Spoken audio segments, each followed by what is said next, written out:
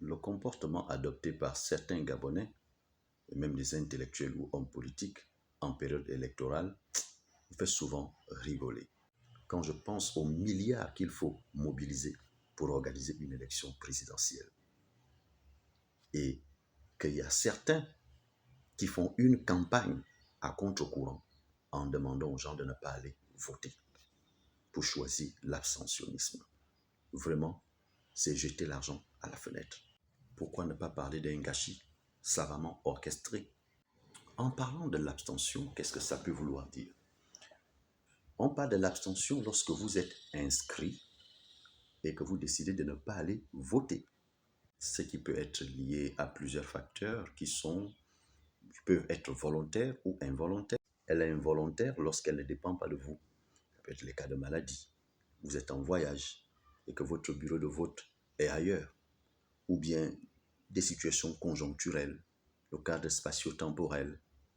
On peut aussi ne pas aller voter parce qu'on ne sait même pas ce que voter veut dire et quel est l'intérêt d'aller voter. Il y a beaucoup qui ignorent ça. Ils pensent que s'inscrire sur la liste électorale, c'est juste une formalité administrative et citoyenne, mais ne mesurent pas la portée du vote. Et quand vous ne savez pas ce que ça veut dire et ce que ça rapporte, vous restez à la maison parce que vous avez mieux à faire.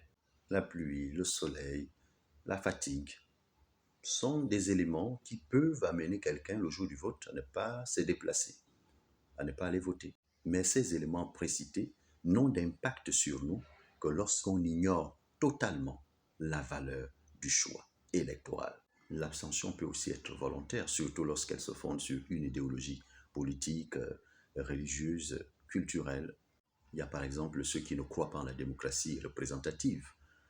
Ils se disent que bon, on met quelqu'un au pouvoir, qu'est-ce qui nous prouve qu'il ira défendre nos intérêts? Est-ce que ce ne sont pas ses propres intérêts qu'il irait défendre? Donc, ça ne change absolument rien. Qu'on vote pour lui ou pas, ça ne changera absolument rien.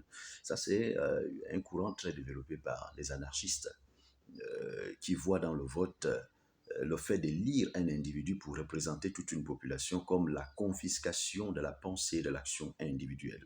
L'abstentionnisme peut avoir des origines religieuses, puisqu'il y a des confessions religieuses qui pensent que le royaume de Dieu est dans le monde, certes, mais il ne fait pas partie de ce monde. Ça veut dire que lorsque vous allez aux élections pour choisir un candidat, vous êtes en train de choisir un mondain pour conduire votre destinée. Le royaume des cieux n'est pas le royaume du monde. Il y a même ceux qui ne s'intéressent pas à la chose politique. Nous avons des citoyens comme ça, que le meilleur gagne. En tout cas, bon, vos choses, moi je ne suis pas dedans. Je ne crois pas en la politique et aux hommes politiques. Rien ne changera, c'est toujours la même chose. Tout comme il y a ceux qui pensent que le système est le même. Rien ne changera. Qu'on soit dans l'opposition, dans la majorité, peu importe le candidat qui se présentera, il fera toujours les mêmes choses. À quoi ça sert d'aller voter? Je préfère rester à la maison. Sans oublier ce Gabonais qui préfère d'abord aller dans un bar qui pourtant est fermé, mais avec le code de la gérante, il sait toujours comment se faufiler pour aller boire son vin au lieu d'aller voter. Et ceux qui ont les numéros des réceptionnistes des motels qui vont rencontrer leurs petites copines au lieu d'aller voter. Donc, c'est des considérations comme ça. C'est tout ça qui grossit le taux d'abstentionnisme. Au regard de tout ce qui vient d'être dit, il est donc difficile d'imputer le taux d'abstentionnisme à un candidat ou à un autre. Que, oh, s'ils ne sont pas allés voter, c'est parce qu'ils sont avec moi. S'ils ne sont pas allés voter, c'est parce qu'ils ne sont pas d'accord avec le pouvoir. Non, les raisons sont diverses. Les raisons sont diverses. Une maman qui préfère aller faire sa plantation que de venir voter, il ne le fait pas parce qu'il n'aime pas tel, il n'aime pas tel. Non, pas du tout. Nous sommes en Afrique, nous ne sommes pas en Europe. Alors ça part d'abord de la méconnaissance du sens du vote et de son intérêt dans le développement de notre pays. Le vote devient donc un mode d'expression. Lorsqu'on te demande d'aller voter, c'est pour exprimer ton point de vue, choisir librement qui peut conduire la destinée de ton pays. De tous les projets de société que tu as entendus, de tous ces candidats, quel est le projet de société qui te semble le plus réaliste et non démagogique? Alors on te demande de t'exprimer en venant avec ton bulletin de vote. C'est pour montrer que je pense que si on donne le pouvoir à celui-là, ce pays va changer en bien. Le vote n'est donc pas un jeu.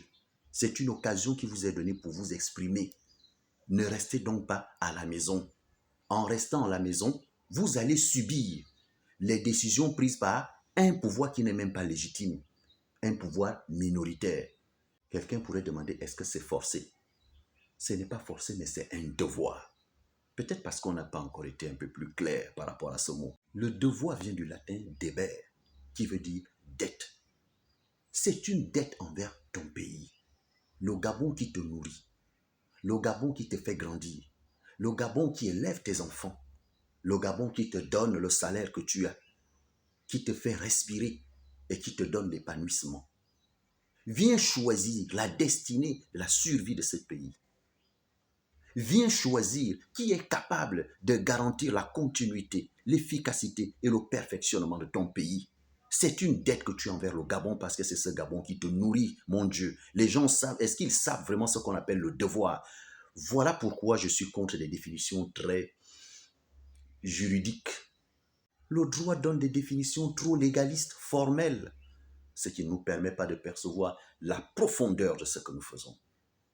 Mon Dieu, le devoir est une obligation morale que vous avez vis-à-vis de vous-même. Vous vous levez pour aller voter, pas parce qu'on vous l'a imposé, pas parce que Yama te l'a dit, pas parce qu'on te l'a interdit, pas parce qu'on te l'a imposé. Tu te lèves parce que c'est une obligation personnelle morale. Ta conscience morale t'appelle que le Gabon qui te nourrit va choisir celui qui va conduire la destinée de ce pays qui te nourrit au quotidien. C'est un devoir moral. Il s'agit d'un choix personnel, monsieur. Ce n'est pas un choix fait par quelqu'un d'autre ou un homme politique. Lève-toi, va voter. Voilà pourquoi même à l'école, vous allez entendre dire devoir de français, devoir de philosophie, devoir de mathématiques. Vous ne vous êtes jamais posé la question pourquoi on commence toujours par devoir de? Parce que c'est une obligation morale. C'est un choix que tu fais. Tu as reçu les enseignements. Maintenant, il est de ton devoir de pouvoir accepter l'évaluation. Parce que cette évaluation n'est pas faite pour te minorer.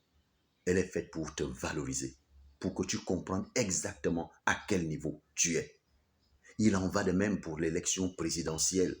Lorsqu'on te demande d'aller voter, tu auras le choix même de ne pas aller voter.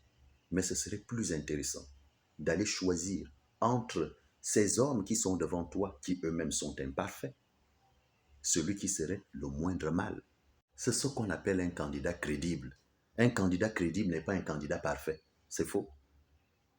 C'est celui-là qui n'a pas trop péché, si on veut parler simplement. Mais attention, dans tous les pays démocratiques qui existent, le passé d'un candidat influence largement le choix qu'on portera sur lui, à moins de faire de la sorcellerie et du tribalisme. Cela signifie que le projet de société seul ne suffit pas. Le passé d'un individu, ce qu'il a été, peut nous amener à avoir une lecture de ce qu'il sera et de ce qu'il fera. Je reste à la maison parce que je n'ai pas eu mon rappel. Je reste à la maison parce que la bourse est venue en retard. Je reste à la maison parce que je n'ai pas été reclassé. Mon Dieu! Attends, le Gabonais amène la comédie partout. Comment vous n'arrivez pas à aller au-delà du nombrilisme? On vote une personnalité exemplaire. Je parle bien de personnalité. Et cette personnalité qui porte un projet, qui porte une vision, qui nous amènerait à dire qu'avec une telle vision, je suis très certain qu'on ne passera pas 7 ans sans que j'aie mon rappel, sans que j'aie mon reclassement. Alors, allez-y récupérer vos cartes d'électeurs, que vous soyez opposant ou pas, et que le meilleur gagne.